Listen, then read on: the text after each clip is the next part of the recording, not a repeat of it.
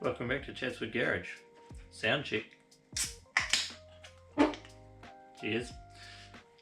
Today's liquid camera confidence is brought to us by Boundary Road Brewery's Hazy Pale Ale. It's not my favourite hazy, but it's not bad. On this episode of Chatswood Garage, we're fixing the kids' toys. Just kidding. I've got this beast. This is a old Suzuki GT50 that I've had for a long time and finally going to get going. But first, I do actually have to fix this, so we'll crack on with that.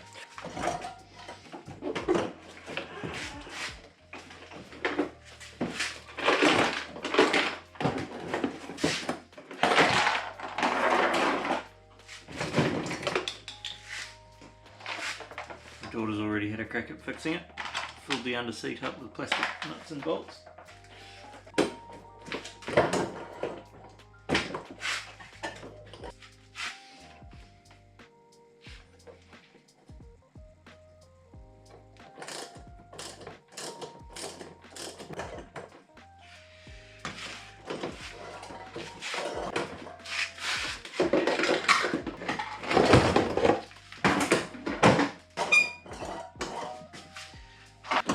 Well, that's the wheel alignment complete on this. The wheels talk to each other again. My daughter quite likes this thing. I picked it up from the op shop for like $15 because the battery was stuffed and it didn't work. And I put a new battery in it and it sucked. So I got a redundant power tool that matches all my Hitachi 18 volt batteries and souped it up, and now it goes quite fast. We've only blown up one gearbox on it before the steering broke, so hopefully we'll get another couple of hours of fun out of it before we break something else, because it really is kind of a piece of shit, but it's easy to fix, so we can keep it going. But of course the main topic of this episode is this machine. So a couple of years ago, I had a Suzuki GT50 that had been quite heavily modified by somebody a couple of owners back, and they'd fitted a TS100 motor to it. And then I know a couple of the people who have owned it along the way, and everybody had tidied it up a bit more and a bit more. And it was actually, by the time that I was finished with it and everyone else had had their crack at it, it was quite a tidy little bike. And it was a lot of fun to ride. Rev to the moon, and I did a couple of 3-day 600 kilometre adventure rides on it.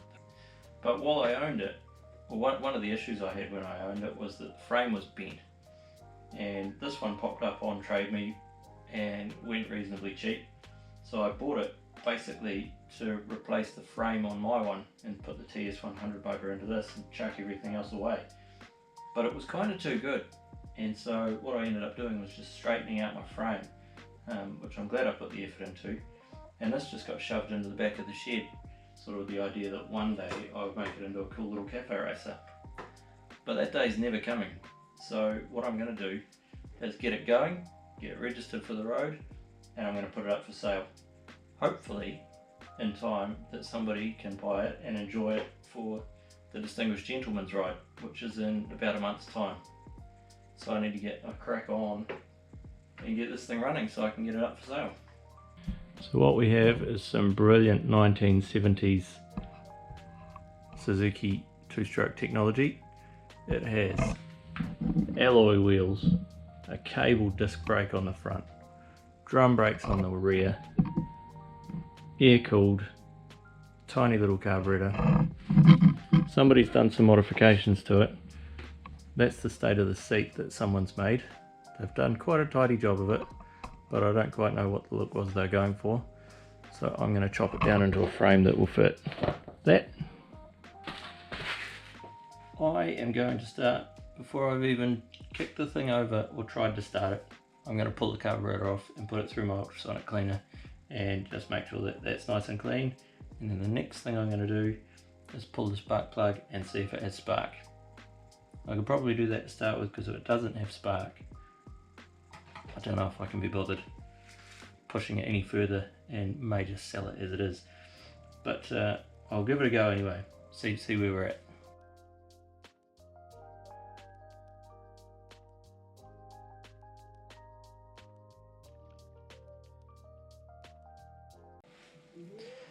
Well, I've got the world's smallest carburetor off the bike now. This thing is tiny. We're talking that is like maybe a 15mm bore carburetor. Some interesting things I've dug up while I've been pulling it apart. I got a bit carried away and took off all the side covers in the seat because I was curious about what was going on with the wiring on this thing. With the headlight and everything missing, all the controls are gone off the handlebars. I think somebody must have started stripping this down to do bucket racing maybe, because they've very carefully made it so that there is no wiring on here except for only what it needs to run. So we've got this curly black wire which comes from the horn button, which I'd say has been rigged up as a kill switch, and that also goes through the switch for the low oil tank. So I guess if it runs out of oil, it'll shut itself off, or if you push the button it'll shut itself off, and there are no other wires on the bike. So it should be reasonably simple to get going from a wiring point of view, assuming the points are good and the coil's good. What could go wrong? We'll give it a nudge. I have had a look in the exhaust port in the past and the piston looked good, so yeah, I can't see why it won't go. Anyway, we'll take apart this tiny carb and put it through the carb cleaning machine.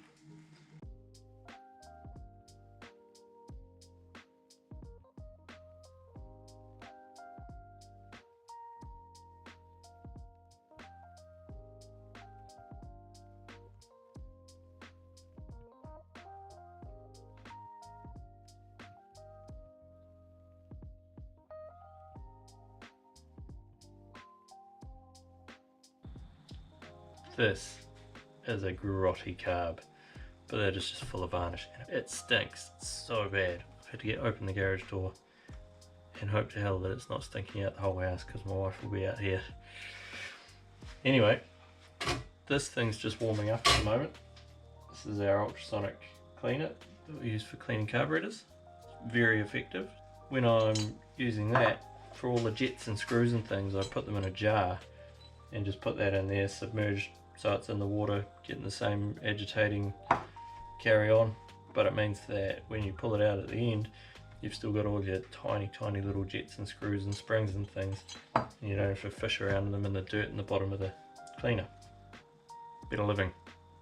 Alright, so the carburetor is in the ultrasonic bath at the moment. Hopefully it's not making too horrible a noise for this video, but that's got about 8 minutes left, so while that's happening I'm going to check the spark situation.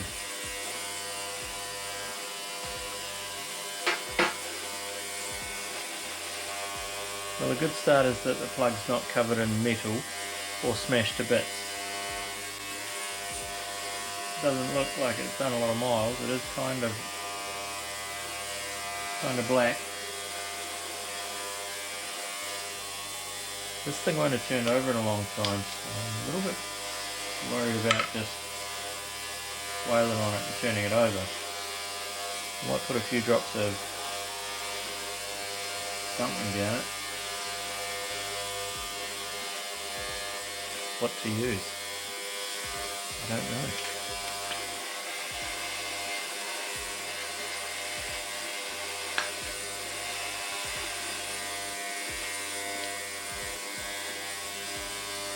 Just a few drops of two-stroke oil? I don't know. What would you do?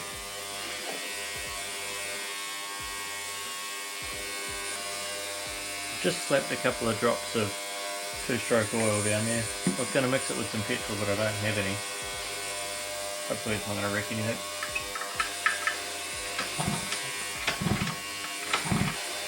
No spark. I reckon I know why it's got no spark. Because it's got no oil. Remember I said that the oil switch was in the system?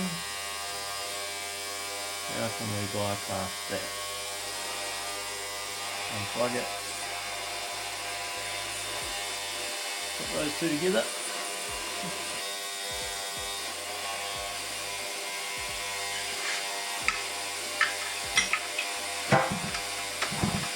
Oh, that is a good healthy spark now.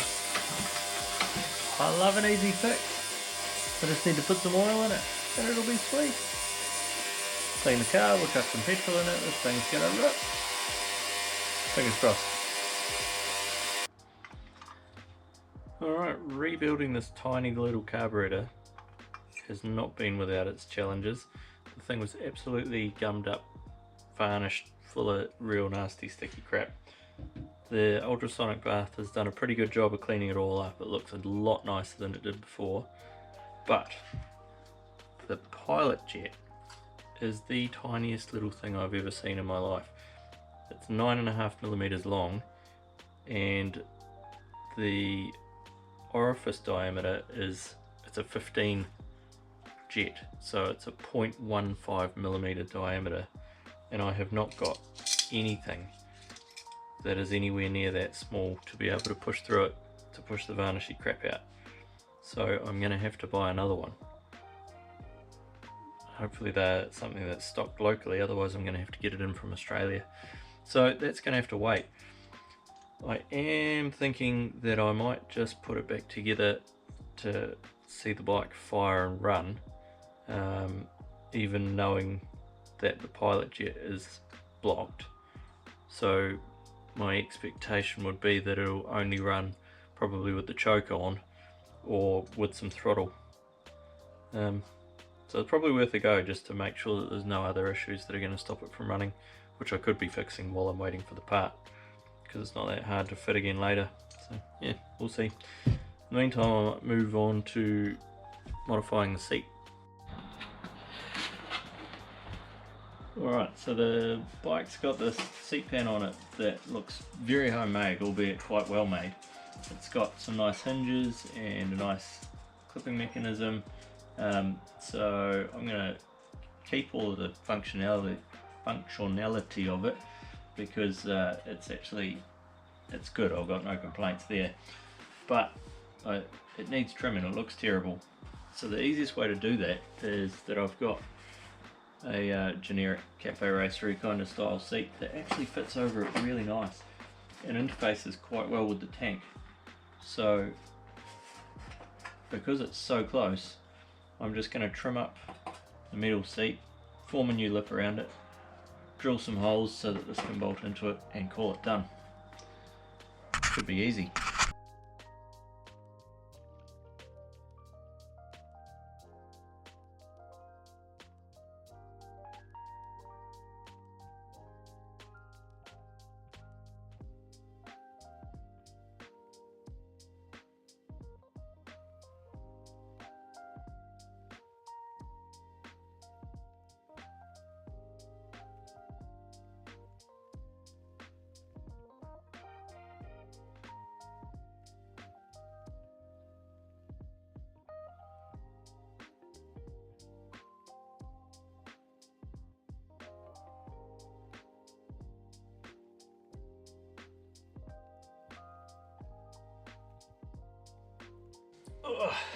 So Dad gave me a call before to see if I was finished borrowing his tyre levers. I was quite comfy on the couch in my Mickey Mouse jammies that I've got for Christmas and my dressing gown, watching the Miami Grand Prix, but I thought I'd better come out here and do these tyres so I could give back the levers. So I've got quite a sweat going on now. Ready for bed, perfect. And I've done the back one alright. Got onto my third tube for the front before I found one that didn't already have a hole in it, or that I didn't pinch when I was installing it. Oh, well, I'm suddenly out of my pyjamas. Battery went flat, so I had to come back to this. Yeah, so went through a couple of tubes, putting it together. Didn't quite get it seated on the bead. I always seem to have trouble with these super skinny tyres getting them to seat on the bead, so I'll have to play around a little bit, dropping the air out of it and pumping it back up again and wriggling it around with some soapy water and stuff to get it to come up onto the bead how I want. It doesn't help using old second-hand tyres, but these are actually in very good nick. In carburetor news, that teeny tiny little jet, I tried and could not get it clear. I was just about to order a new one, and Dad suggested I should try cleaning it in some acetone. So I put tiny, maybe, I don't know, 20-30 mils of acetone in the bottom of a jar and stuck that in the ultrasonic cleaner for 20 minutes at 40 degrees, and then wrapped it in thread tape to get a bit of a seal on it, jammed it in the end of my duster gun with the compressor and blew it straight out. It's clear as now, so I'll be able to put this back together and hopefully see the thing run tonight, which will be nice. I have new tyres, carburetor all sorted, get it running. Possibly I could take it to the end of the road, but we'll not going to count our chickens, we'll see how we go.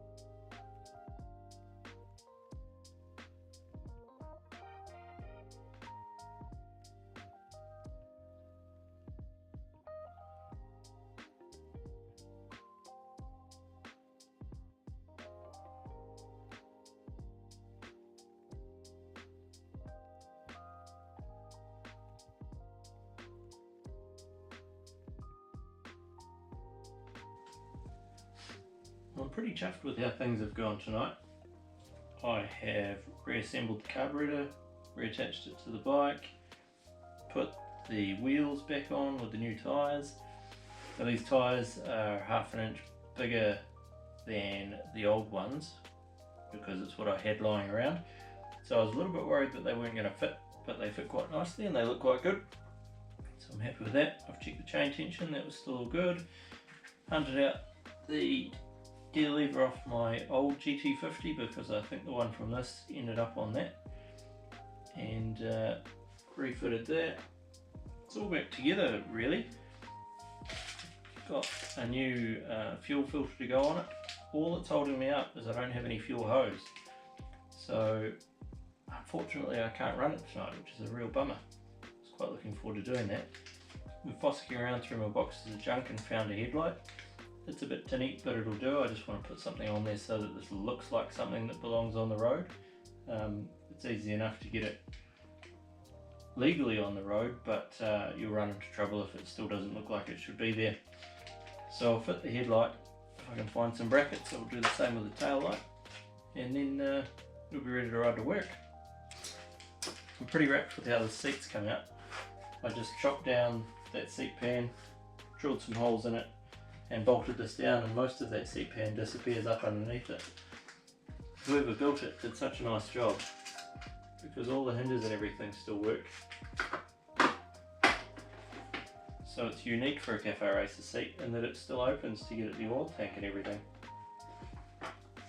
Kudos to whoever built that. I've been around it and checked that everything's done up nice and tight. Bit of a bolt check.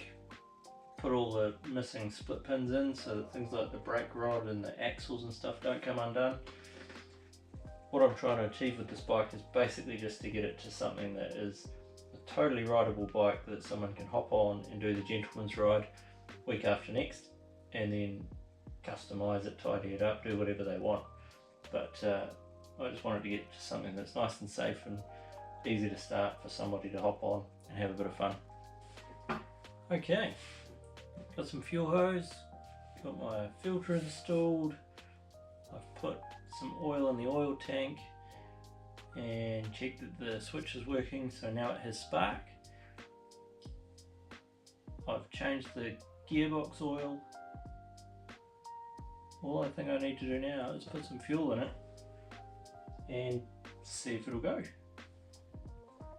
Let's give it a crack. Couldn't just be easy, could it? Filled it up with gas, turned the tap on, nothing flowing. So the fuel petcock must be blocked. So take the tank off, tip all the fuel out that I put in, and pull that apart. It'll no doubt be full of varnishy crap. Bugger! It's just ready to start it. I want to make it go!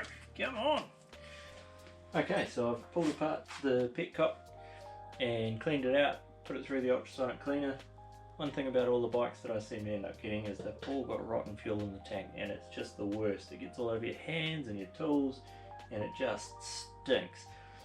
So that's that sorted out, and fuel's getting through to the carburetor now. Dad. So might have a crack at starting it. Dad, Yeah, look.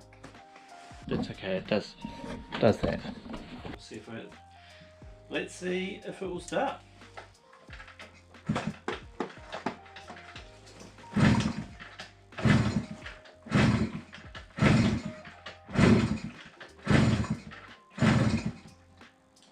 Choke.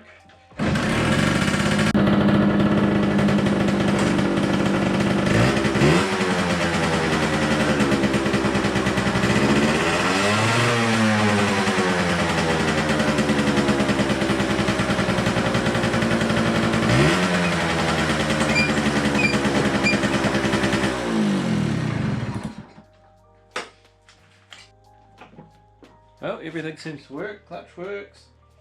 Shifts into gear nicely, starts easy. So there's a little bit of a drip coming from the carburetor. I think that's the drain plug leaking.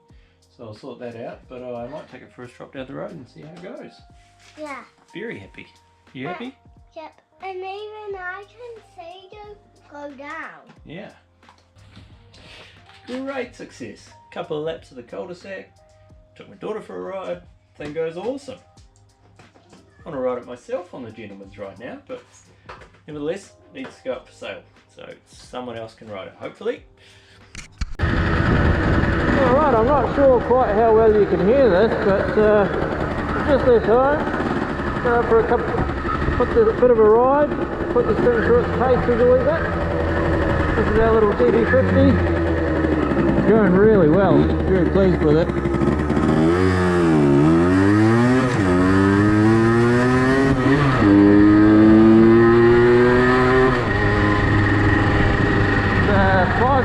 One down, 4 up configuration. Got much more pep than I was expecting from an air-cooled 50. Hand signals because I've got no lights.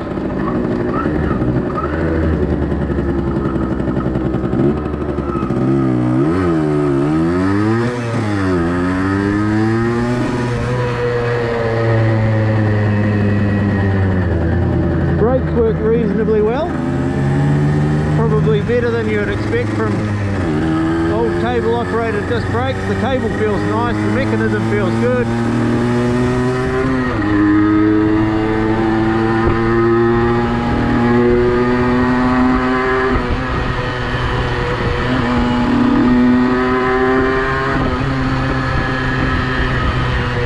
Rev counter works, speedo works. I'm very impressed with this little machine.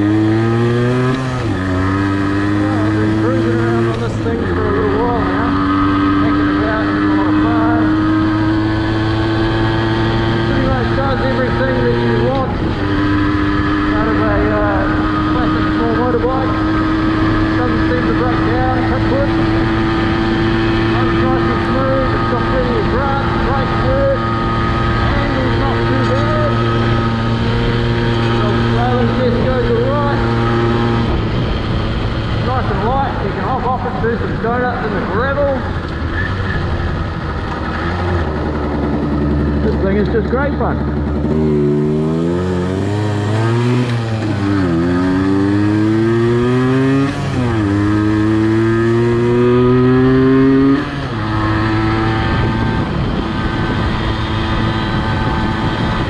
Looks like coming past us now.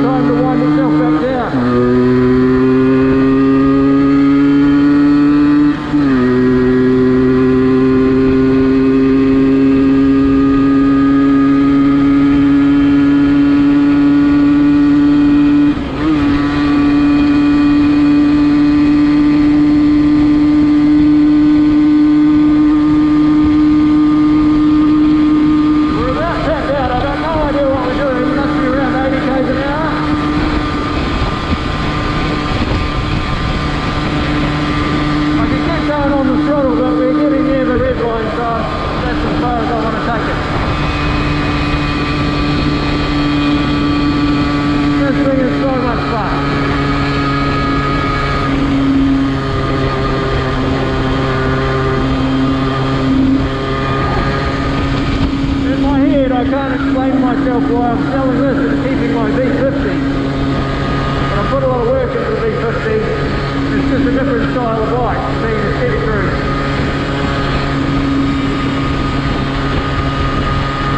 But I think this thing is going to be an engine that needs to be scratched again later with a 2-stroke cafe racer.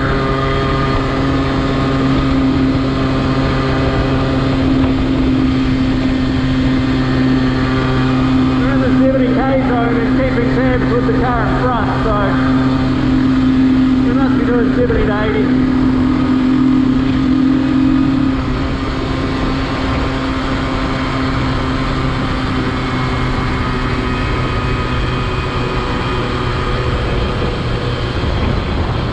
Hands off the bars, and she sits nice and straight. Pretty happy with that. Feels good. This is a phenomenal little bike. Sad to have to sell it. But needs must.